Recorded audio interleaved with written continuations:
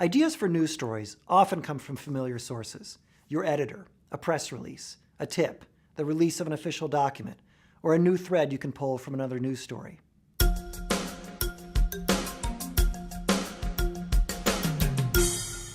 But sometimes the best ideas come to you from unusual sources. To find these ideas, I make a habit of venturing to places that are unfamiliar to me, and then I start asking questions. Carrying a reporter's notebook is a perfect excuse to be nosy. I have a few examples of how this can work. Within a few months of moving to a neighborhood of Boston, sandwiched between the airport and the harbor, I noticed a lot of cars and trucks parked on a nearby street, and they were all jammed full of stuff: boxes, food, shoes, clothing.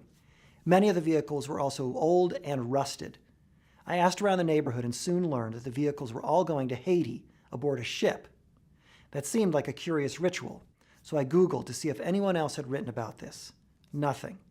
After several days of reporting, I learned who was sending all that stuff to Haiti, why, and whether this might be a good or bad thing for the people there. That became a magazine story and a radio story for NPR.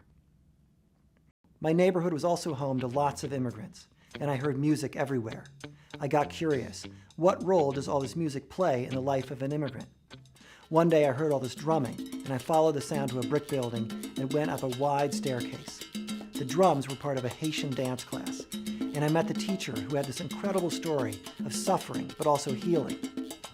Finally, conversations with strangers are also a good starting point.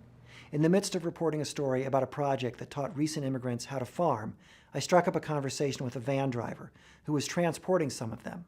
He was a recent Iraqi refugee, and he told me about his new life in America and how amazed he was by what Americans threw out in the trash, much of it usable.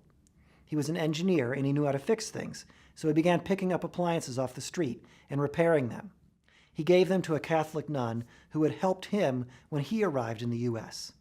So the story had all this great texture in it: a Muslim befriending a Catholic, a refugee helping other refugees with the cast-offs of Americans.